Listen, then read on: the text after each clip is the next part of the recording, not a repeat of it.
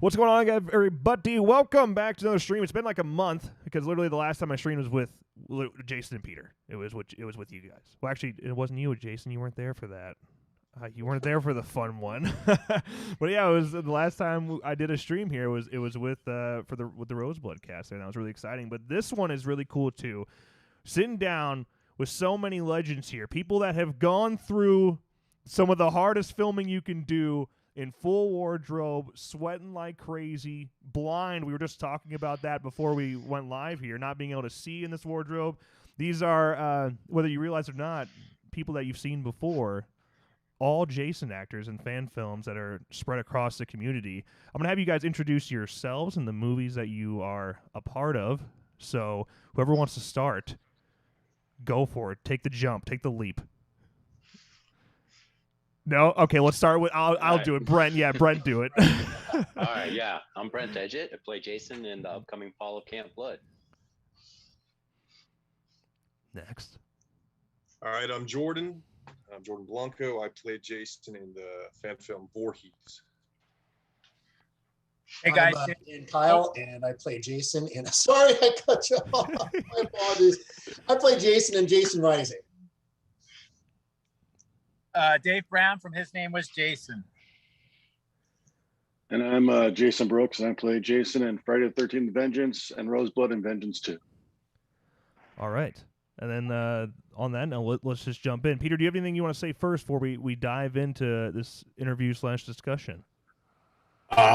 Yeah, I just wanted to say, first of all, thanks for everybody jumping on this. I think it's amazing that you guys all said yes to this and wanted to be a part of this, like, kind of semi fan film historic event, right? Of all the Jasons. To me, it's been an unbelievable period in time for the films themselves. And I always say this to everybody. I think right now we're living in like the height of the fan film. I think eventually we're at the height now. And I think sadly, when the real films start to come out, it'll kind of die off. And this moment right here, these years, 3, 4, 5 years, will always be special years, I think, to the fans and obviously to us. Just kind of like a WWE with the Attitude Era. You didn't really realize when you were in it how good it was until it was over. And I think that we're in that era now. I think obviously Never Hike Alone raised the bar with production value and filmmaking for fan films. They basically made a high quality Hollywood film before anybody else was, when Joey was in his backyard with his phone. Saw that, well, maybe we can do it, and everybody kind of jumped in and went from there. So I just wanted to say thanks again for all you guys. And I wanted to also mention, if I could, the guys that weren't on the show that have movies coming out. Freddy vs. Jason Dreamscape, director Dalton Scout, writer Josh Adams. Jason's played by Cody Huskins. That's going to be released in 2022. My Special Boy, director James Grimm, written by James Grimm. Their Jason is Chad Sumner. That should be Q3 in 2023. Two more. Victim No More, Bob Heckman, writer, director. Jason is James Taffarelli. That comes out in December 2021. And last but not least, Night of the Beast, director Jason Mansfield, Jason Pitts, writer Jason Pitts, and played by Jason James Stokes. So that's all I got right now. There's so, yeah, for now, right? For now, 'cause there's going to be more, and it's exciting. It's really cool. Yeah, and it's definitely cool for all of you to be here, and I appreciate you joining us, because it is. I don't think you guys get enough credit. I don't think any of you get enough credit. Jordan, I don't know if you've ever done an interview ever. Right. Yeah, like Not like this. No, we did like a behind the scenes type of interview where they interviewed me. But again, I'm not like a social media person, and I also don't like look for that kind of stuff. You know what I'm saying? Yeah, so even more so, I'm glad that you're here, because you're not the guy that often goes out of his way to be seen by people. So it's cool that you took the time to do this. Yeah, it's a rare occasion. It's a rare occasion. It's an honor. It's an honor that you're here. It is. Yeah. Well, thank you. Yeah, of course. Well, do you want me to ask first question, Peter? How do you want to go about this? Your show. You go first, sir. All right, man. Listen, I really want to start by talking about some of the hardships that you've faced while playing this character, because it's not easy. All right, and for the most part, all of us working on tiny budgets, right? Which means you're not having somebody sitting there fanning you down the whole time. You're not having someone constantly catering to you and making sure that you're comfortable at all times. You go through hardships, you sweat like crazy, and you often can't see there's a million things you have to do. So can you share some stories about what it was like playing this character and some of the hardships that you faced doing so?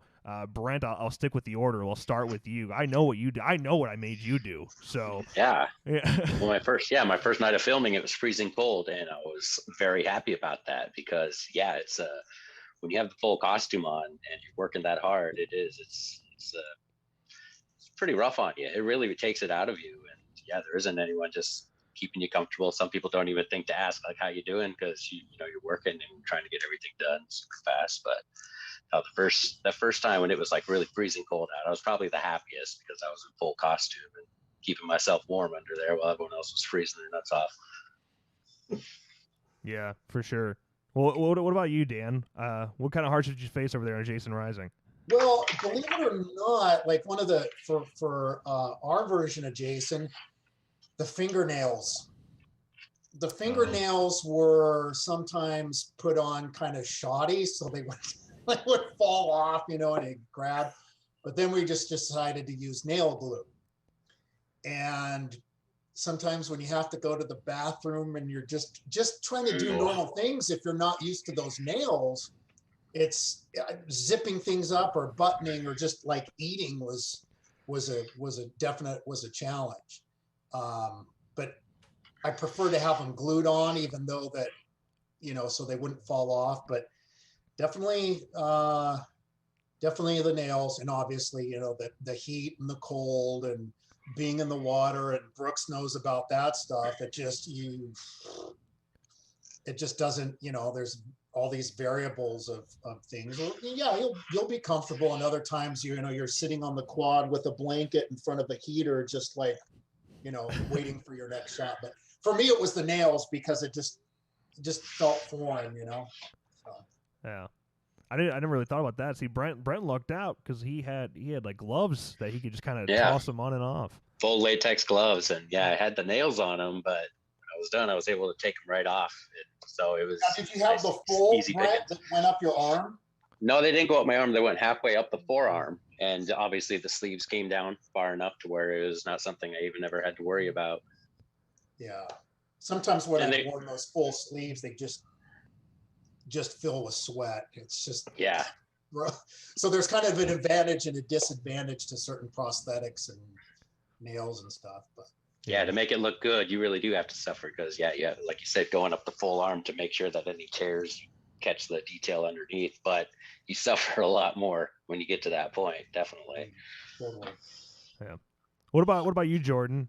It looks something about Voorhees. Everything looks like it's 115 degrees outside, and you're bundled up, man. So I can't imagine what it was like playing. Yeah, Jason that for was you. so all the night shoots, all the day shoots we did primarily shoot during like summer or the spring of 2 or 3 different years. So for me, it was like I'd put that thing on. Luckily, the only thing I drink is water. I don't drink coffee. I don't drink soda or anything. That's the only reason why I didn't pass out like at all. I should have died of heat stroke probably, but I just overhydrated every single time I knew I was going to go out there, and I sweated like a pig for years, basically. I would say the heat was rough. I'm with Brent about preferring like the cold. That was the only time I would laugh when I'd be wearing the mask, because everyone else is like dying because of freezing to death. But I'd be good. I'd be good. Yeah. Like, hey, this is easy for me now, but like in the heat, it's terrible. Yeah.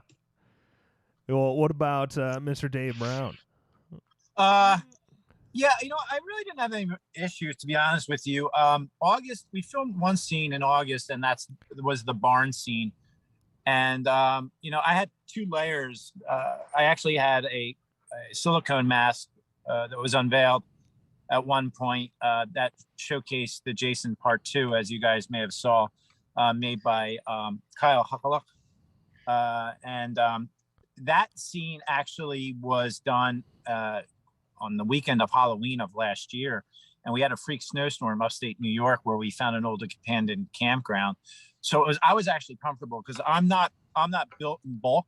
So I got the height, but I had a bodysuit under that. So I had many layers to keep me warm. And we had to actually wait a day to have all that snow melt. But to answer your question, I was never really uncomfortable other than the sack mask. As you guys know, it had one eye hole. And I felt everything that Steve Dash had mentioned about wearing that. It was a struggle at times to, find the actor to interact with them. But as for temperature and stuff like that, I was pretty comfortable. So I had no issues there. But visibility was rough wearing the sack mask for sure. Since you mentioned the eye hole, and that's something that I couldn't imagine working with one eye, and I've seen so many people do it because of these fan films. I think it's crazy. But what is it like working with a weapon? Yeah, that was rough. Yeah. I mean, my first kill in the movie was off scene with the actual farmer that you see, but one of the main leads who played Mickey Bowitz, Dan, I had to come down on top of him. I rip his tongue out to shut him up because he's known to be Mickey the Mouth. But his final death was a blow to the back of the head with the blade I used, which was a lawnmower blade. And that was a real blade, and I had to time it just right. And when I came down, it was over his shoulder, but with movie magic, it looked like it was coming down on his head. But it was a frightening moment, to say the least, for him. And that was the only time it was really scary, where I actually, because I didn't have a stunt blade for that scene, nothing foam, nothing plastic. So that was a real metal blade. So that was scary, but he was a trooper. He wanted the real deal, and he got it. So. Well, I'm glad that worked out. Yeah, for sure.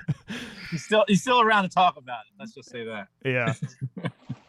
All right, so Jason, how about you? Yeah. I mean, you've played 2 different. Well, now 3. You're on your 3rd, but yeah. Well, I mean, you've faced a lot for sure.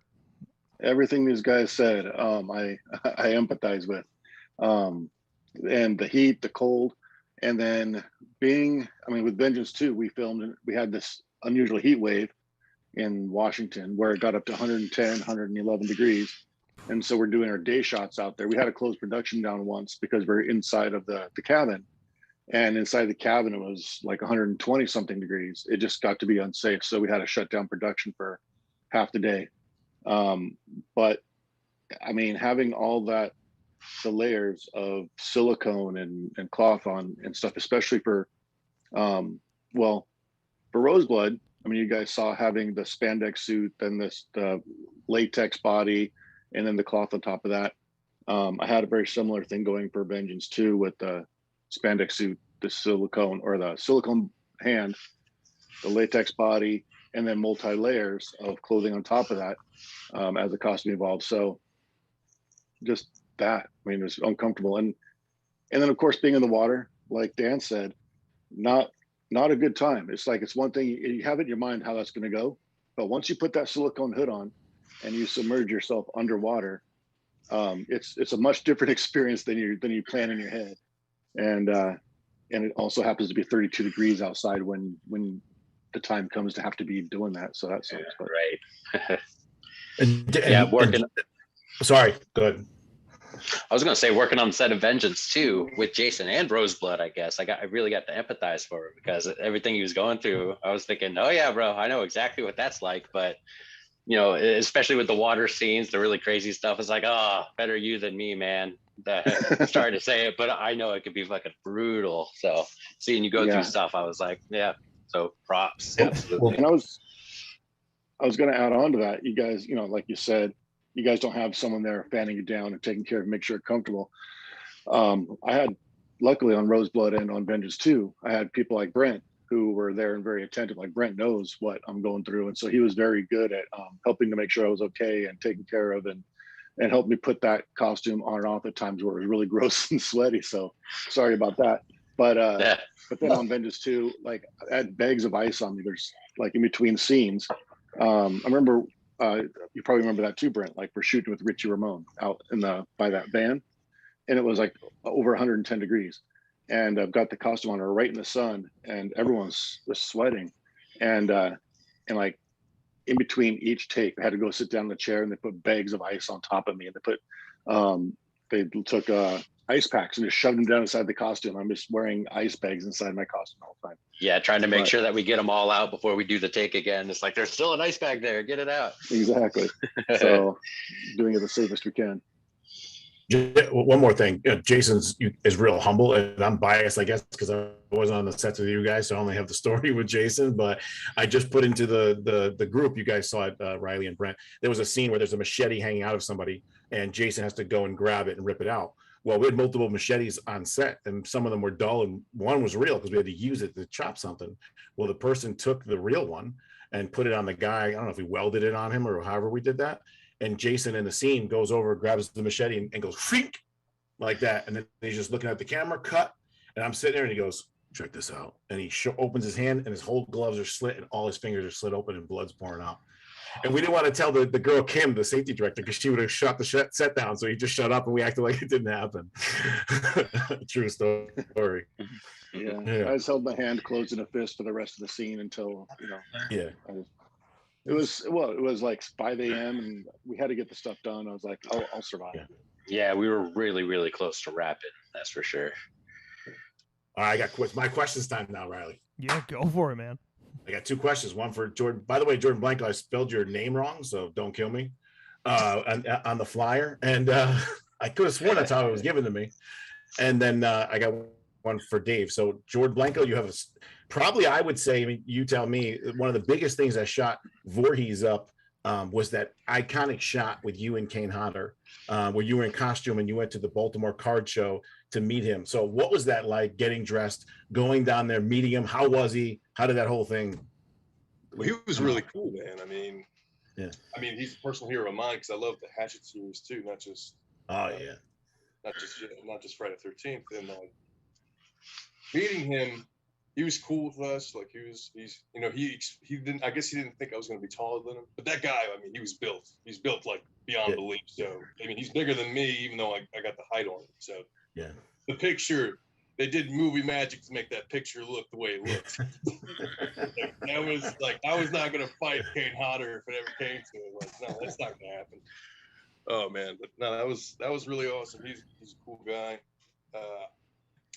I can't remember if they said whether or not he watched the film or not. But I mean, my interactions with him, he was awesome. I love meeting him because that was like dream come true for me. Cool. And then Dave Brown, I want to know, I got to say, no offense to any other actors on the film, but Ron Milkey killed it, bro. Man, he killed it. I thought he was so cool. His voice, his delivery. And I love how you ended the movie back on him saying that really cool line. So how I met him at the campground when they did the tours, and he was like the nicest, coolest guy. How was it working for him? And be honest, didn't he over deliver from what you thought he might do, or what did you think? Because I thought he was great. Yeah, you know what? When I actually met him, he was the most humble individual that you could ever meet. As for, as people know of actors, he's in Hell's Kitchen. I'm in Queens. I met him for lunch. We discussed the script. He loved it. He thought it was a very mature take on Friday the 13th, in the sense that it was a different storyline that anyone has approached, as you guys know. He had like a demeanor like a dad. It's hard to explain, but he's older, he's seasoned. He doesn't have to be told anything to do. The best was when I had to pick him up and I drove him to set. I supplied him with his favorite beverage, which I had noticed he liked vitamin water, and I had pulled it out from my back seat and handed it to him, and he was just blown away that I remembered that. And it didn't take any coaxing. I just told him I was really passionate about the story, and he liked that in me because I was new to the industry when it came to storytelling and movie making, and I think he just liked me talking about it and having that passion in my voice about making it. And when he got to set, because as you know, we filmed all in the same location as the original film in Blairstown, about 80% of it's filmed there. We stayed at the Hunter's Lodge, which I didn't know it, but the original cast actually stayed there while they were filming. I didn't know that either. It's a restaurant and a motel. Yep. And when he got there, he goes, "Oh my God," he goes, "It's been, 40 some odd years since I've been here." I go, "What do you mean?" He's like, "Well, we actually stayed in this motel and had our dailies and our conversations at the restaurant." I was like, wow, that was ironic. And it was a really cool story. And, when he actually approached the set, it was one day of filming. As you know, in the film, it's split up. He's in the opening and at the end. He ran with it. I told him, I said, we can't go with the Officer Dorff approach because it is 40 years later and our film takes only place like 3 years after the original. So we're just going to call you the sheriff, but he was very cool, calm and collected.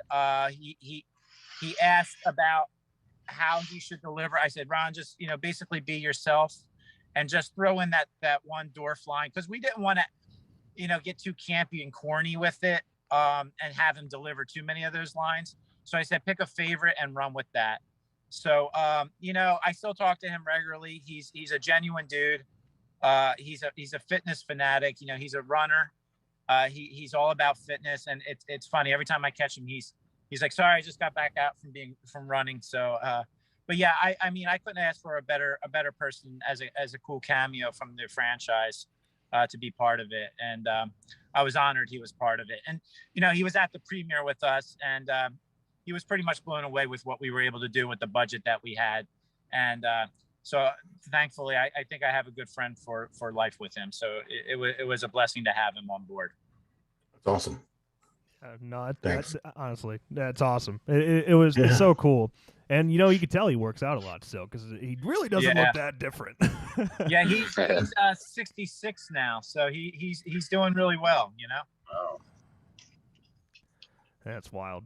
It's wild. Well, I did want to ask both Dan and Brent, just because it's interesting since out of everyone here, you two are playing technically the same Jason. I mean, you're playing part 4 Jason, but very differently. Very uniquely and both very well at the same time.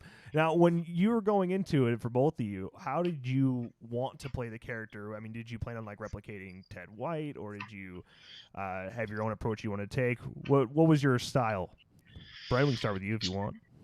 Yeah, sure. I've always had an idea of humanoid Jason in my head to be like a really backwoods, very feral, just very decrepit kind of being, not just a guy in a suit, just if he's a monster like haunting these woods, then he's definitely got like a certain approach about him. Like he's going to be territorial. He's going to have a hunch to him because he's no one's on him about posture or doing anything like that. yeah, so I kind of I like treating Jason more like the Beast approach. If you could create like a Victor Crowley and a Jason mixture, and then just like really just wild Jason Voorhees, and really sneaky, really just feral killer. And that's definitely the approach I went with him, because it's just a big old mold of all the versions that I've seen in my head over the years, because I can never pick a favorite. Everyone did an amazing job. So it's like, what does Jason represent in my head? And I've been actually playing this character and working on doing this for years, like working at my haunted house, and I just had fun with it. So when I had the opportunity to get into the behind the camera, I just thought, I'm gonna do this how I usually do it, and hopefully it transpires well. And with the version of the Jason I had, I think it really did. So yeah, no, 100%, man. I think you nailed it. I mean, I think you nailed it. Of course, I'm a little biased over here. But Dan, he looks like Ted White with his body. He looks like him when he's in the suit. Yeah. Yeah. And being as tall as you are as well. I mean, you're just a perfect fit for it. So yeah, we got lucky, I guess. We got lucky. It was a good fit. I like it. Yeah. But Dan, I think you nailed the character as well. I'm curious what your approach was too. Well, it's like one of those things, because so many actors, and you got cosplayers, and you've got fan film guy, Brooks was doing Vengeance, the first one, and it's like, how can you do your own like version of Jason and not and try to be organic and original and stuff like that? Because it's very difficult. It was for me, and I maybe not to speak to the other actors and stuff, because you don't want to like the trap is like, guys love Kane Hodder. I love Richard Brooker. He is my favorite, and it's like, because I kind of have a body like he does, and it's like, oh, you want to do a great job like Richard Brooker or Ted White or Steve Dash or whatever, but you don't want to do it like them. So it's like, how do you bring your own organic version to the character? And for me, that was all like on the inside. So I tried to imagine like all the costumes, all the different variations of Jason that we've seen. As actors, we're kind of like the race car driver. We get into that car and we drive it a certain way, and we're all different drivers of that iconic character. And there's different versions of those cars. So if you take an approach of like, some sort of organic, deep inside, like your motivation, where are you going with that? Why are you walking that way? Why are you breathing if you're breathing that way? Why is, all these variables? And then, kind of getting deeper into that, the motivation of why do you kill? I'm not the bad guy. I'm the hero of this thing. I'm just listening to my mom. I'm not. And so generally after you kind of, for me, playing with that for a couple of days and then working with James and Carl, we kind of just came up with it, and they said, that's good. And then I just leave it alone. Just don't. And you can't think about it, because if you start to think about, oh, am I doing it right? Am I doing it like this guy? I don't want to do it like I want it. If you get that in your head, then you'll start to, and you just kind of have to just let it go and go with it and trust your process and see what comes out. And that's, and that was the cool thing about, seeing Jason Brooks and Dave and Brent and Jordan stuff. They're all different costumes and all original. They're all different. And that's cool. Nobody's like following this, like, I have to be Jason Voorhees, and, everybody did their homework and their own process, whatever that is. And for me as an actor, it's really cool to see that, because they're doing the same thing I'm doing, and they're bringing it to life. And that was, it's really cool. Yeah. I think it's neat for all of you that, play Jason, is that you can do it wrong, right? Like, fans will be very open about it, that, you don't move the right way, or you do something weird, they'll call you out. And I don't think anyone's all really. The time. Yeah, right. I just don't. Nobody really has those complaints about any of these films. It's like you guys came in and did a great job, even though you're all playing very different Jasons, despite all still being Jason. Yeah. It's something to be proud of, honestly. I got two questions coming now. So first one, Jordan.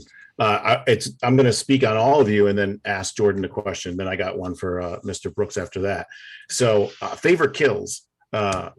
and then I want to get to a kill with you, Jordan. So favorite kills I have for the movie.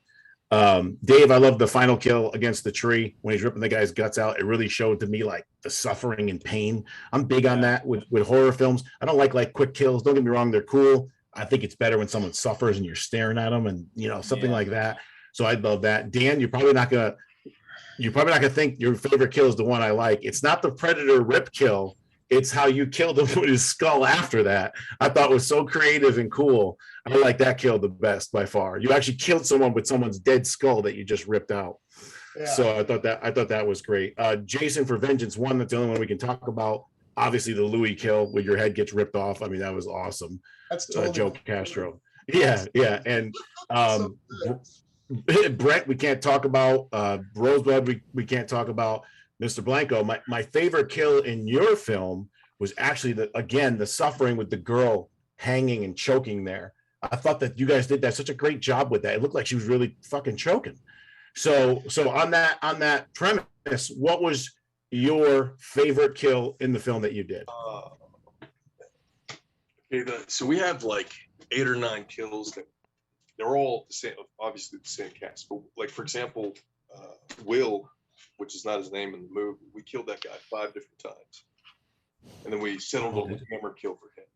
I liked the hammer kill for a long time as my favorite, but then it became when I pulled the guts out of the one guy. But then, like the chain kill, again, that one I did like that one. That was probably the first one we ever completed altogether. Yep. Like actually completed.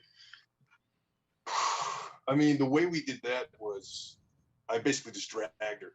Like we had the actual chain wrapped around her, and then there was another chain that she would hold on to around her neck, and then I just had to pull her, and I would just drag her across the floor and stuff like that. So that one was a lot of people talk about that one. Yeah. It looks real, man. It looks like she's stroking. I don't even know what my favorite kill is, to be honest. It might be because I think my favorite scene is the campfire scene, so it might be that kill. But again, I'm not sure.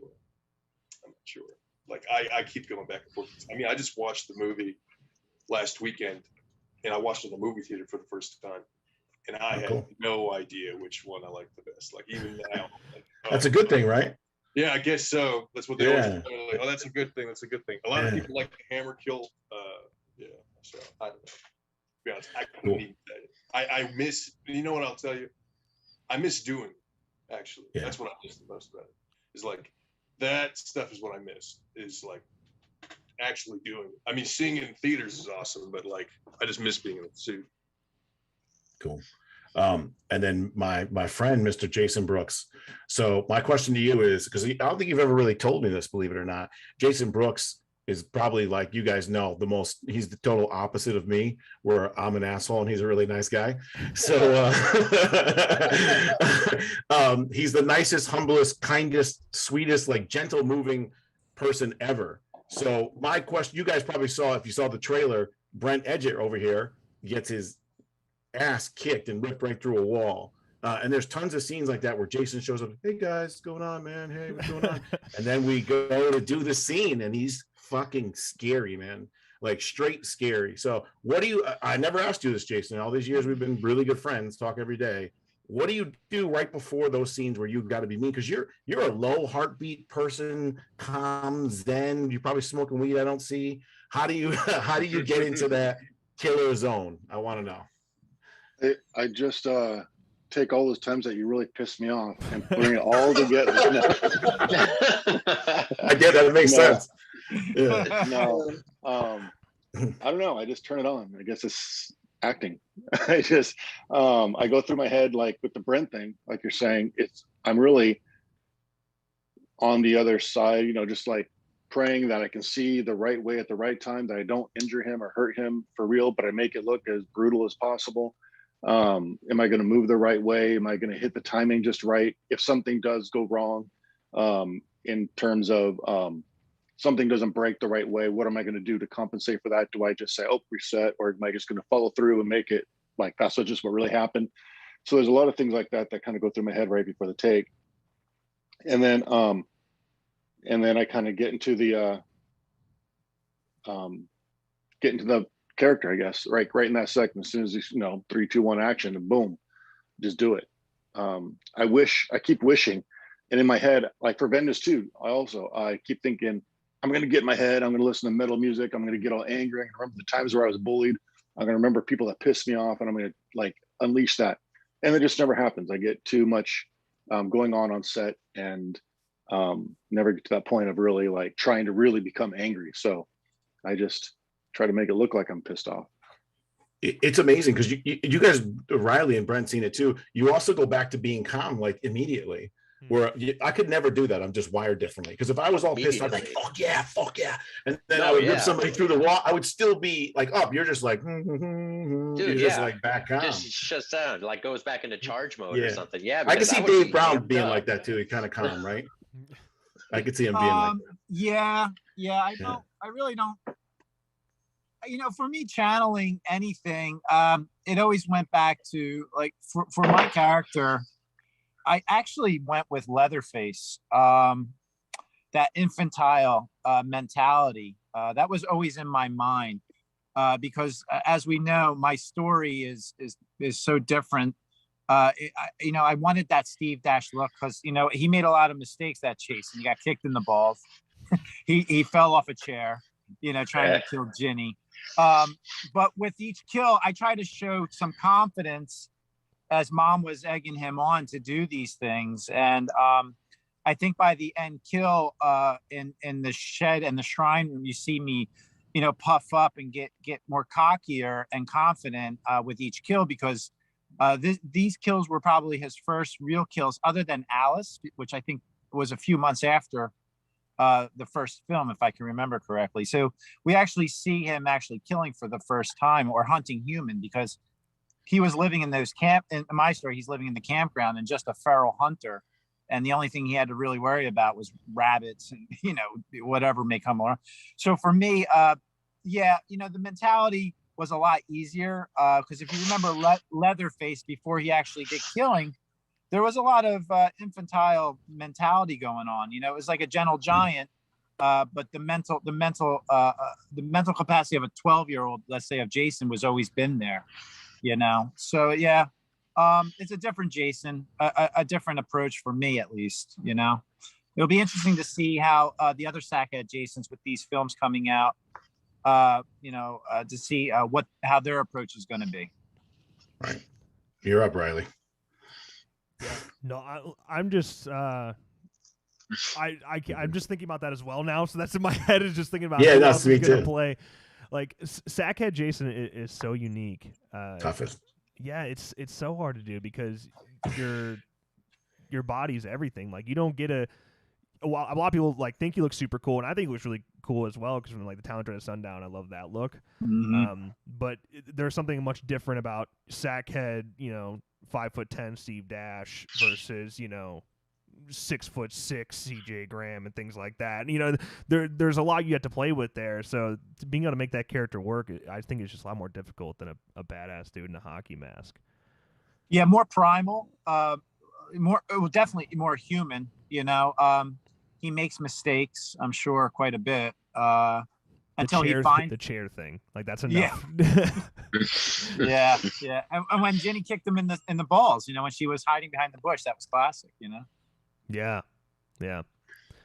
Well, so again, you guys all play different Jasons, but I am curious if that is the Jason you'd want to be playing. If there is a certain film that you'd rather be able to replicate, or what your favorite Friday film is as well.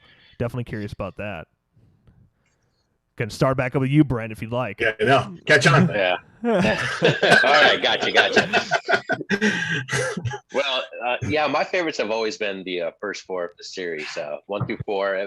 1 is actually my favorite Friday the 13th movie. I absolutely love it. I show it to everybody, especially if I heard that someone hasn't seen it. We drop everything and we go watch the original Friday the 13th. But the Jason that I appreciate was the 2 through 4, and yeah, I got really lucky being able to get to play this one, because it was like, I love the Richard Brooker look. And then, with Steve Dash, the parts where you could see him really well, he looked absolutely amazing. And don't get me wrong, I love the zombie Jason look and the zombie Jason look. And everything that came after was all different, but I've just always loved fast moving humanoid Jason still. So I was very lucky to get that one, definitely. I don't remember what our order is. Is it Dan? Dan? Sure.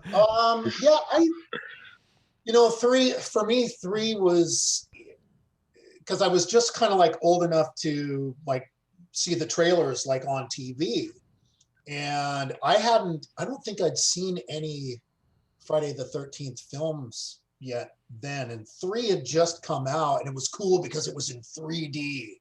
You see the spear gun and all these different things. It's like, oh, what kid? I want to go see, Friday the 13th in 3D.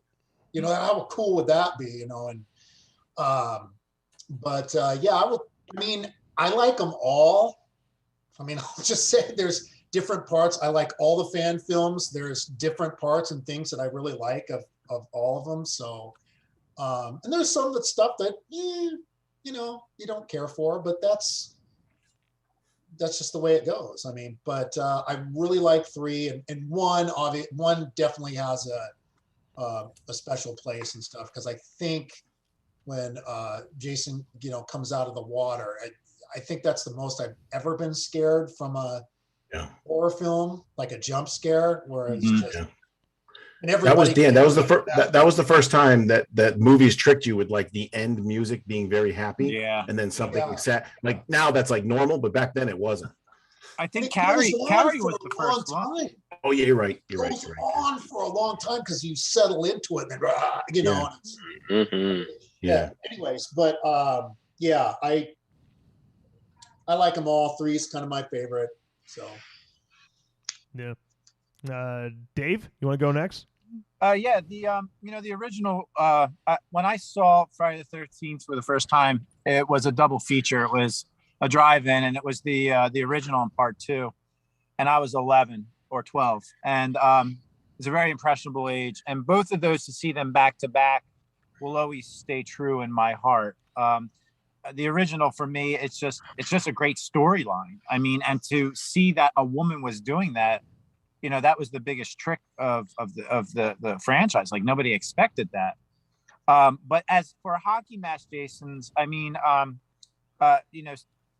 White did it for me. He was still human. He was fast. He was a tank, and he was frightening. And when Savini came back to do the makeup, I was really, really happy with what he actually did. When that mask came off, it was terrifying to me. And Peter, I had this conversation with you. A lot of people laugh at the kill with what's his name, with the garden. He's killing me. Yeah. That terrified me. Scared the shit out of me. Yeah, that's that scared me to acknowledge that you're dying. That's psychological. Yes. And that actually disturbed me, knowing he was actually saying he's killing me. And there's a lot in that movie that's will always stand out for me in part 4 for the hockey match, Jason, that I love so much. And I appreciated all the other ones, but when the morphine came into play, I kind of like and I think as you get older, you get desensitized with horror movies, and nothing really scares you anymore. So you want more. I think you go more for psychological fear, and part 4. Well, there's a lot of psychological there for me, and but 1, 2, and 4. Those are my favorites in the franchise. Yeah, Jordan. So, my favorite Friday the 13th film is the first one. I like the first 2 to watch back to back. I like to watch the first 2 back to back. But my favorite Jason is Kane Hodder's Jason. And it's like a guilty pleasure of mine, but I watch Jason X all the time. It's like, I don't know why I watched that one. So bad. But that's like admitting you watch porn, but you don't want to tell everybody. Yeah, right. Yeah. Where he puts the girl's head into I guess they think it's like liquid nitrogen. I don't know why I love that scene. I love that scene. So I watch that all the time. I wouldn't say, it was kind of bizarre though when I was making the film. That wasn't what I was thinking of when I was in the costume. whenever I'd get into the costume, I like my personality would kind of change a little bit, and it would help me. But I would think of myself as like, you guys know the movie Predator with Arnold, the first Predator? Yeah. No, Yeah. none of us have seen that here. Never heard of it. Okay. I would think of myself as like the Predator, because I always wanted to be a Predator. Hell yeah. So I always thought of myself as like that, combined with like an unstoppable force of nature. That's what I would imagine myself. It transpired well, I think, actually. Yes, it totally seems like that's what you were going for. Yeah. Yeah, absolutely. Yeah. Well, that's good news. That's what I was trying. Jason, All right? Yep. Mr. Brooks. So it's if you could play another Jason, which one? Yeah, and then your favorite as well. Okay. Well, my favorite is Part 6. And I mean, that's kind of like I wanted to like the first one, but I was young, and when I got it, I rented it at the library, and because I heard about Jason having my name being Jason, being teased about that for a while, and so then I'm like, what is this about? And being young, and then watching it the whole way through and not seeing Jason was very disappointing, So then when I gave it a chance again, someone said a little bit later, like, yeah, go check out Part 6. Saw that one, and that one just instantly became my favorite. Which Jason would I want to play? It would be 6 and 7, which I've now done between Vengeance and Roseblood, essentially. So, but now I've kind of started thinking, well, what would it be like? What would be my take on not the undead, the alive Jason, The unalive, the undead Jason, and how would I play that? Because I've never really thought about how I would play that. It'd be kind of fun to try that out. So yeah, I'm picturing you as like a Ted White Jason now, and that's White. interesting for sure. He'd sell it. He'd definitely sell it. Yeah, I mean, I've heard Peter talking about like he sees Ted White in my performance sometimes, and there's times where I want to get that faster movement, and I'd like to move aggressively in a quick way in different things, So I think it'd be kind of fun to put a spin on that, or my own signature on that. We'll get you as Brooker. We'll just do some fucking traps, bro. We'll do some shrugs for you. Get those traps up for you. Yeah, so I can look like Peter Anthony. Yes. All right, I'm up, Riley. Right? Yes. I'm excited, man. One question will be to everyone, but the first one goes to Dan. Dan, you guys, Jason Rising had a huge secret. Well, kind of two, I guess. That the whole world saw when you released with the trailer. Did you know about this secret, A? And then B, how was it being on set and on film with Adrian King and that whole moment? So James had called me one night. I'm in the kitchen, and he goes, hey, I got some news to share with you. Okay. We're going to get Adrian King. Wow. I was like, I'm sorry. How? What? Yeah. And so long story short, she lives here in Oregon, and so does Amy. They actually had a double feature show about 2 years ago at the Hollywood Theater here in Portland, and we went to it. Went with Vincent, came up, and Carl, myself, and James. We all went to it, and James kind of, talked to him a little bit, and he eventually wrote a letter to Adrian. And at first, Carl was like, dude, don't do it. He went ahead and did it anyways and wrote a letter. And a friend of ours, Robert Blanche, who was going to direct and be a producer, he passed of a lung complication, and he wrote that part for Adrian, and he showed it to her, and she's like, yeah, when I get back, we'll talk. And then she was like, yeah, I'm good to go.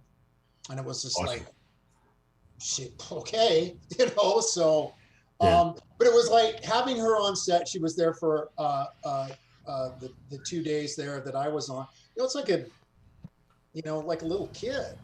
It's like, This was the gal that, she's so sweet, so nice, just and so into it, and that was really cool, because she really enjoyed just being that, being Alice again and doing that character. And she had because at the cons she hated that she was dead in 2 and then she said, well, I didn't die, and then not to cause controversy, but then they said, well, the body's next to the grave, and she's like, no, that's not me. And I always knew that she would love to come back as that character, so it's pretty cool for her that you guys were able to make that happen. And sure, that was definitely a factor in getting to to reprise the role of not being dead in our version. So it was a blast. It was awesome. It was fun, as you can imagine, and very oh my god, so and then you just turn on your professionalism and you work with her and stuff, and she was good to work with, hands on, when she stabs you and all that stuff. So it's a really good time. I would have bet my house we would have never gotten her. No way.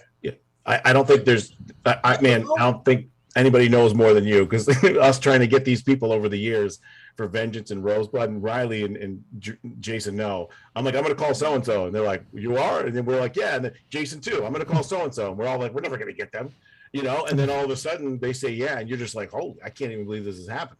So I totally know the feeling that you're talking about. Yeah. I mean, having Steve Dash and CJ Graham with Vengeance and Bar Park Lincoln now, it's crazy. It's just awesome too. Just bringing these people back, Tom Matthews for the other, and it's really cool that people can get alumni in there and really make it a really nice piece. Yeah. So my second part of the question is to everybody. Are you guys interested, A, in reprising your role in a sequel, and B, is there any news of any of you doing it? So is there a news of or talk of Voorhees 2, so on and so forth? And I'll go first for Roseblood. There ain't gonna be no fucking Roseblood because I'm retired. So Roseblood 1 is Roseblood 1. Game the fuck over. I'm out. So I'll ask the rest of you: is there a Vengeance 3? Is there a Fall Camp Blood 2? Is there his name was Jason 2? You guys take the floor. I know what to answer for Riley. I don't believe there will be any Fall of Camp Blood sequels, but no, I feel like I was lucky to get onto this right away.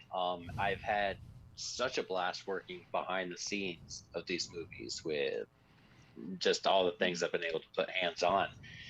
If I never did get to play this character again, I would not be sad. I feel like doing it was a very cool thing. I would definitely like to work on more of them, because it's right up my alley. I absolutely love Friday the 13th, and being so close to Riley, we've talked about projects that we could do in the future together, which more than likely might do a little something, but no feature lengths, right, Riley? Not a fucking chance. Not a chance, man. Dan, right? Yeah. Dan. Or no, Dave. Sorry. Anybody? For me, I mean, there is no sequel. I mean, you basically saw it in the eggshell, in the Easter egg, at the end of the credits. He walks off in the part 2 costume, and it just leads into part 2. I mean, that was the idea of our story, that it falls in between. There's really no more of that. I had a 4-year journey with this, and it was really, really hard to sell the sack head. I'll be honest. Everybody loves the hockey mask Jason. So for me to pitch something like the sack head Jason, it was really, really difficult. Not saying I didn't enjoy it, but I also hated it. The final fruits of the labor and seeing where it was great, and I made a lot of great relationships that are family now over the 4 years. If I was ever to do a story, I would need a lot of money up front, and I would definitely would love to do a prequel, which everybody's talked about, because I think the camp counselor thing, in my personal opinion, has been done over and over again. It's a done deal. But I would love to see an origins, or even a canon story of one of the characters from the franchise would be great, because there's so many great characters and so many great final girls. I would love to see something like that possibly. But I would be okay walking away saying, I did that. I love writing stories. That's what I am. I'm a storyteller. And if someone said, "Hey, Dave, would you like to, write a story about so and so in the franchise or this?" and I would sit down with them and collaborate. But for me, I would be all right walking away. But like I said, if I was going to do it, I would definitely be a prequel, and I need a lot of money up front. No more scraping the bottom of the barrel. I can't do it anymore. I feel you. It's tough. Yeah, damn. It's tough. Yeah, I mean, we're kind of still on a, because we had the premiere a couple weeks ago, so we're kind of hot right now. So there's been a lot of, do you guys want to do another one? And because I remember before we came out, James and Carl are like, no, we're done. Right. And that's, easy for them to say because they have, more irons in the fire with production, and I just have to do acting and certain things. I'd love to do another one. Talked to the guys yesterday. They would probably love to do another one. But, as you know, I mean, everybody here, especially like Peter and Jason, guys that are really like, the perks and all that, that's a lot of work. A lot of fucking work. And editing. And like you were just saying, I'm just like, it's a lot of work. For me, not so much because, I'm just an actor and I help around set a lot. Like I said, we would like to. I'm on board if they do. And we'll just, we'll see what happens. Cool. Jordan, Voorhees 2, huge success. What is it? Over 1 million views, right? Yeah, I think we got like 1.5 million right now. 1.5 million, yeah. Okay, Yeah. So the way I see it is, I miss being in the costume, right? Hell yeah. But me and the people I made the movie with, we were talking about it, and honestly, if I was going to get behind a mask again, just because between work and all my other responsibilities, which really I've just been giving up either my free time with my family or a lot of my summers, it would have to be a character we come up with on our own. Like we'd have to have our own IP. I love the Jason costume, but it's like the one thing about it is like we're never gonna be like, I don't think I'm ever gonna play Jason in the actual Jason franchise, right? And such a shadow to, because I loved it, but I loved it. You know what I was really nervous about was whether or not people were gonna like my Jason, right? But I really want to try other characters, come up with their own characters for their own films. Yeah. I would do a Jason, I would do a sequel if we could make a profit from it, but I don't think we obviously can't. You know what I mean? Yeah. So because of that reason, no. And also it's like, it was a miracle the first one got completed. Like, I don't know how, like it was crazy. And I didn't even expect it to be as popular as it is. Like that was another thing that came out of nowhere for me. I do miss it though. Like that's the thing. It's kind of like, oftentimes I think like, did I even make that movie? That's like I think to myself, because I spent 2 years, 3 years making that movie, and now it's like I don't do it anymore. It's kind of like it was really stressful when I was doing it. Now I'm stressed because I'm not doing it, and that's something I have to deal with. But again, I think we would just try to create my own character, just because of those things I listed. But I do miss it. I miss it. It would be awesome. And then Mr. Brooks, before you go, Dan, it's funny you say that, right? Because, with me, especially with Rosebud, it's everything, right? The marketing, the Indiegogo, the writing, the script, the props, the Jason, every single thing is, a lot of it's me. So Jason's said the same thing. And Sean said to me, well, once we have the premiere, hopefully the movie is liked, you give it some time, you might want to go back in. I'm like, no, I don't. No, I don't at all. So, so to Mr. Brooks, my good friend, Vengeance 1 and 2 is done. Is there going to be a trilogy? Well, so like after Vengeance 1, we had the same thing. It's like it's so much work. It's work that people don't realize goes on. And then there's other people that are outside of the film that make the project more work than it really needs to be. It's just kind of like you need a breath, right? And so then when it comes out, then you got everyone who's enjoying it, who's appreciating all the work that went into it. They're showing you the appreciation, and then it starts to build you up again. It starts to get the energy. It's kind of like when a woman has a baby and they're like, never again. You get me pregnant, I'll kill you. And then they're like, when are we gonna have a baby again? And it's the same kind of thing. It's like you forget the pain. So there's Vengeance 2. And now I'm like, no, I would do a Vengeance 2. I would be Jason, or in Vengeance 3, sorry. I would be Jason in Vengeance 3, but I won't do the whole production again. I didn't want to do it on part 2. I told Peter and Sean, I'm like, I'll do it, but I can't do it alone. It's just too much. And so I'm going to have help in all these aspects. And there's lots of people who are like, yes, I want to help, but they can't help in all the ways that you need, right? They don't have the time to dedicate. They don't have, and it's all volunteers. So, I mean, there's no way that we could raise a budget to pay for everything that needs to be done the right way. And if you want something done right, you got to do it yourself. And then if somebody doesn't have the time or their family things, then it lands right on you to have to take care of it, to make it sure it's good. So it's just so much work beyond just showing up and filming and editing and everything that people see. They have no idea. The Indiegogo, the communication, the daily texts and messages, the emails, the everything you have to deal with on a daily basis. And it's a lot. So would I do a 3? I would absolutely love to be Jason in a part 3 for Vengeance. I'll be Jason in Roseblood 2 when Peter decides to change his mind, come out of retirement. I would be Jason again for just about anything. I love the character, but to Jordan's point too, I would love to play an original character.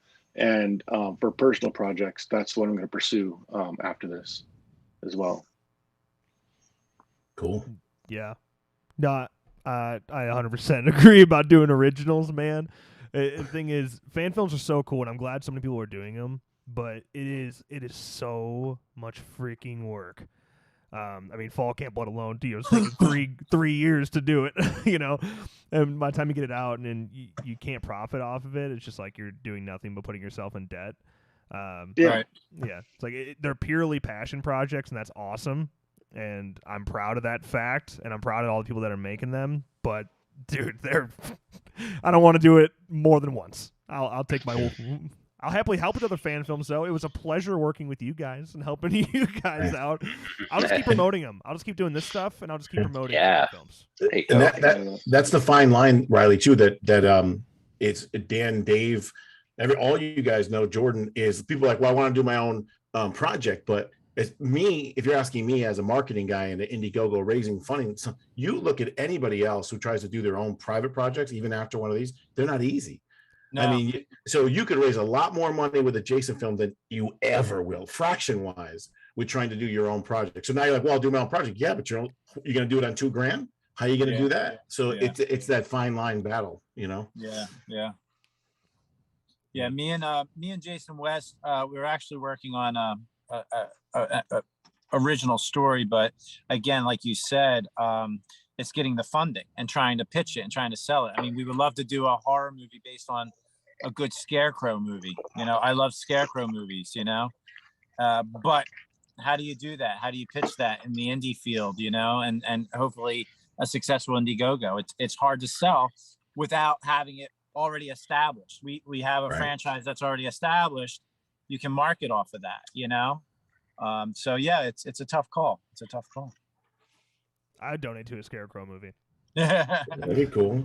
100%. Yeah. Well, I've actually been me and Jason West have been writing stories about it. It kind of falls into a Jeepers Creepers meets Children of the Corn meets Pet Sematary type thing. So. Well, speaking of scary, Dave, remember we were talking about how we're older now and nothing scares us. Children of the Corn scared the shit out of me. Yeah. He wants you to Malachi. Psychological shit is like. And with Friday the 13th franchise, if you watch it today, there's a lot of campiness and corniness, but there are some films in the franchise that still psychologically fuck you up, I like that. Right. Yeah. I like that. Yeah. Wait. I feel pretty psychologically fucked up after I watched Jason X. For other reasons. Yeah. And Jason Goes to Hell. Yeah. They're bad. I actually love both those movies, but you can't not give them a hard time. I should never have brought them. Dude, I hate Jason X. Like, I absolutely hate it. It was the first film to me that became like a sci-fi fan film from the TV kind of thing. Remember the Sci-Fi Channel? So that kind of bothered me. But I'll be dead honest. if you want to go back, like you're saying, Jordan, like sometimes I'll go to sleep, I'll put on Jason X. I ain't ever putting on part 8. I ain't ever putting on part 9. So Jason X has way more replayability, I think, than a lot of them. Yeah. I don't know what it is. Like, I love movies that are. I think based on the era, you can get away with those bad movies. You know, today I look at Sharknado and stuff like that, and people love that and went crazy for that shit. Bro, love Sharknado. Love it. Yeah, I mean, I get it, but that money could be put to something so much better. It's so good, dude. It's so stupid. It's so good, you know? Yeah. And I think for me too, with like Jason X and for Freddy versus Jason, I saw them on pre-press releases where we got to see the pre-screenings, and the excitement was huge, and they had like people who wanted to be there, and there's like just cheering in the audience. So when I saw it for the first time, the experience was amazing, and I love that. So watching those two in particular, which are completely panned by everyone, you know, I have a special place in my heart for them. So I have a different appreciation for it outside of just having to catch it in the theater or catching it, you know, on rental. So I appreciate both of those as well. That last fight scene, Freddy versus Jason, man, pretty awesome. Pretty awesome, though. Yeah, that's epic. Yeah, Definitely. Yeah, I to show my age a little bit, and not in terms of being old, but in terms of being a baby. I was 7 when that movie came out, when Versus came out. Oh my gosh! I convinced my brother to take me to see it because I was already, by the time I was like 3, I was already a huge horror fan. So I convinced my brother to take me to it, and I was in love with that movie for the longest time. It's actually crazy how many times I've watched the movie with the commentary with Ronnie Yu and Ken Kersinger and Robert Englund. I 100 times probably with the commentary alone. So now I can judge it a lot, and Ronnie Yu pisses me off for several reasons. But I do that. It has a special place in my heart. Versus does. That's how I feel about the reboot. It took me a long time to appreciate Reboot. Because I love that Jason. I loved his look. I love the movement. But there's so many other things about the story I didn't like, you know. And Derek Mears was great. Derek Mears was Yeah. great in that. And to me, people always like Kane always busts his balls. He's always like, I don't run. I'm like, you fucking run, bro. He's like, no, I don't. I said, you fucking run in part 7. You jump through the French windows and you break the windows and you land and your eyes up. You ran to jump through the window. Fuck you. So he did. So to me, Derek Mears, who's 6'5", 250, 260, and he can fucking run and be athletic and throw an axe. That was frightening. That's scary to me. Yeah. And he captured Steve Dash, and he captured White. I felt there was 2 and 4 in there, you know. Yeah, I thought Jordan basically did look to me like a 2009, just a more jacked up, bigger 2009. I thought he did a great job with that. I agree. Yeah, that's that look is very deceiving. Yeah, I'm not nearly as in good a shape as Mears. Yeah, I would try to run, but I'm like 6'5". Right now I'm 295, but when I was making the movie, I was like between 280 and 290 the whole time. Damn. Holy fuck! I never Those thought you were running that shots. big. Yeah, no shit. Yeah. Wow. That's fucking big, dude. Yeah. Wait, what are you saying? What are you saying? So- No, you're fucking big. I remember Freaking huge. Cody would send me pictures of you before, like everybody saw pictures. I'm like, how fucking big is that dude? And he's like, he's fucking huge. And I was like, and then the picture with you next to Kane, you could kind of tell you were a big boy right there. So I'm curious, who's the oldest Jason here? I'm saying it's me. It's you or Brooks. I'm 52. Right? 52. Yeah. How old? Dan? 49. I turned 49 this year. Gotcha. Brooks is 47. Yeah, 47. Oh, shit. Jeez, 45. Brent? Damn, I'm 36. Jordan? You got a lot of sequels in you. Yeah. I'm 25. I'm retired. 25. He's only 25. Riley's Jordan? 24 or 25. Yeah. I'm 25. I busted my ass playing Jason. I will never do it again. Riley, remember Awesome. on set? Remember Riley's on set with Sean. Sean didn't know how old Riley was, I think. And I think he was 24 at the time. And he's like, yeah, I'm 24. And he goes, wow, you're the youngest person on set. And then Riley goes, "Oh yeah." He goes, "Well, you're the shortest person on set." And That's Sean not goes, what happened. It's out of context.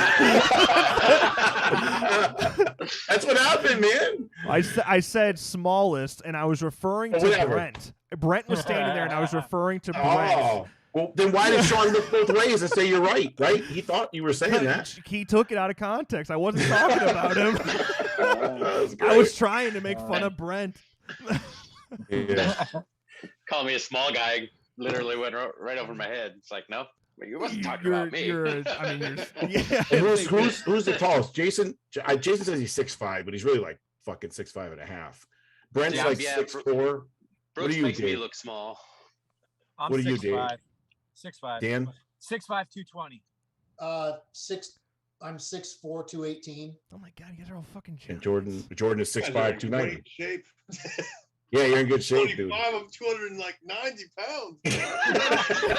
Oh my God. It's man, I'm in COVID weight. terrible It's shape. COVID weight. Jason, what are you? 255, 260, whatever when you played? Yeah. Yeah. 250. Yeah. All right, Brent, what's your weight? Brent's shaking his head. What's your weight, Brent? My weight is 195. I'm under 200. Oh, you I'm fucking. I'm agile, dude. I'm fucking light as a feather. Lean and mean. Yeah, exactly. So I say I'm 6'5". I always thought I was 6'4". But My with heels. brother claims But with he's heels, you're 6'4", and I'm an 6'6". inch taller than him. So that's why I say I'm 6'5" now. That's why. That's that. Yeah, I think. Yeah, right. And I then think. the doctors say I was 6'5", but I still think I'm 6'4". Plus, on Like, when I played basketball in high school, they listed me at 6'6". I was like, I've never been. Well, 6'6". we shrink would with you age. list We that? I shrink. was like, I didn't- Osteoporosis. Yeah. Yeah, well, Jason's like 6'5", and I wasn't around. I was around Brent, but Jason's like, I say he's 6'5.5", 6'5", 3/4". He'll never say it. Then you put the fucking boots on him and everything in the mask and the hood. He walked into my room. I was like, holy, he's like 6'8". He's fucking, it adds a lot when you throw everything on for sure. Yeah. Oh yeah. Those are football player numbers, dude. I remember like getting measured in college. Yeah. Like, all right, we're gonna list you at 6'5". Thank you, sir. Appreciate it. I remember the myth and the lore coming out of Voorhees and the marketing of how Jason was like 6'9", this massive, 6'9" beast and stuff. And I was like, holy shit, where'd they find that 6'9"? Holy crap. Yeah. Cody had you at 6'9", like 330, bro. Like you were like a circus guy. So like, I don't know where any of that stuff came from because I would hear it, and I'd be like, who's saying this? I'm like, I'm not even that tall. Like, I don't weigh that much. Yeah. But I will tell you where they found me. Do you guys know about this? How they recruited me? Because I didn't know any of these people before I became part of the what is that called? Before I became part of the project. I was walking out of a Safeway, and Christopher Inlow, who plays the sheriff in the film, he saw me and said, "Hey, do you have any acting experience?" And my first initial reaction is like, "Okay, this is a load of crap. Like, there's no way that this is right. Like no one I'm not going to walk out of a Safeway and someone's going to hand me an acting job." And he says, "We'd love for you to play Jason in a fan film." And my brother-in-law was with me, and he's basically my height, but he's like 100 pounds less than that. And he was all about it. And I blew it off because I didn't think it was real. We go home and we look up Christopher Inlow and find out, he's a legit independent film actor. And I was like, whoa. I was like, oh my goodness. Like, I got to jump on this right away. And when my brother-in-law found out it was real, he was like, I don't want to do this. So that's how I got recruited. I totally, if I had been alone walking out of that Safeway, this never would happen. I would never would have checked this out. So it was actually a very rare occurrence that is the reason why I became part of the project to begin with. It was just funny. That's wild. I'm done with these guys. If you got any more questions, Riley, it's all you. No, I really appreciate you guys being here, but I've already held you up for an hour and a half. Right. No, that's why it was a lot of fun. Thank you. No, it was a lot of fun. Yeah, man. Peter, thank you for bringing us all together, bro. Yeah, thanks, man. Thank you. Great. Appreciate it. It's been an honor. Once again, I want to say thanks to everybody for coming on. Hopefully, everyone knows everyone's films. Jordan Blanko, Voorhees, Dan Kyle, Jason Rising, Brent Edgett, Fall Camp Blood, Jason Brooks, 550 films. No, Vengeance 1, Vengeance 2, Roseblood. Dave Brown, his name was Jason Riley Lorden, director for Fall Camp Blood. and my idiot self. So thanks for all you guys coming on and supporting everything. I truly, I never thought we'd get everyone like this. So I truly appreciate it. I'm sure the fans appreciate it. It's really for the fans to see everybody in the community be a family like this. I think it's a really great signal. Yep. Yeah, Now right it's on. got to become a monthly thing. I'll see you guys again next month, and we'll keep up with each other. Have a therapy session. Yeah, right. Dang it, Riley! Let's get our movie out already. Oh fuck, man. Riley comes out October. Is that correct? People Yeah. asking me. So it's supposed to premiere October 16th. All right. Okay. But we have a month to do a lot of flipping. All right. So I don't like locking into dates because it scares the crap out of me. It's a one-man show currently. One-man show currently, and I work 60 hours a week. But I'm gonna try to make it happen. All right. But it's supposed to show at Fort Wayne, Indiana, at DeadCon, and then it's supposed to show at Scarefest in Lexington, Kentucky. It's supposed to show in Brooklyn, New York, at the Brooklyn Horror Con. So we have a lot to make sure we try to accomplish. and Jason, Vengeance 2, what are you shooting for? We're shooting for around April, May. Okay. Perfect. Then all you guys are already out. So go check them out. Yeah. Yeah, I'm not out. Roseblood coming out. Well, I was referring to the Jasons, Peter. Okay, sorry. I tried to include myself. I shouldn't have done that. Yeah, because Roseblood is so funny right now. They have a campaign going on right now, and actually Yes, the link is in the description right now as well. So, Jason, check it out. The eyeball that I sold, I jammed it in there. Yeah. I really can't turn it too much, but look at that thing. Oh, nice. Yeah, so looks like Jason X. There it is. No. oh, Jason Rising as well has their campaign going right now. Oh, that's right. That's right. Oh, Yeah. pick up some Blu-rays and stuff. Yeah, so you can still scoop a Blu-ray for Jason Rising as well. That's Right on. So cool. All right. Cool. That's next for us, Blu-rays. Yeah, That's right, Dave. That's the real hard part right there. Yeah, yeah. Yeah. Wow. When So there's do you lots to think look that forward is, to Dave? still. When do you think that is, Dave, for the fans? We're hoping October, but anything could happen. We just got the proofs back, and they look good. But yeah, it's the additional funding to get it up. They're not cheap. Mhm. They're not cheap. So we're looking October. Awesome. Groovy. All right. Well, then I guess on that note, we'll wrap it up. Thank you guys again, and thanks for everyone for watching. Make movies, not war. Perfect. I'll see you guys. Thanks again. All right, guys. Take care, guys. Peace. If I am sad tonight, I don't have a job to find. If I work tonight, if I'm so tired tonight, I'll fall asleep when I'm home. When I'm home, I was just so far from here, focused on my own way, with never looking back to this world lived in fear. There is nothing I could do, there is nothing you said that could make me realize how much lucky I was. Just out of reach of this fire, was not aware of this nightmare.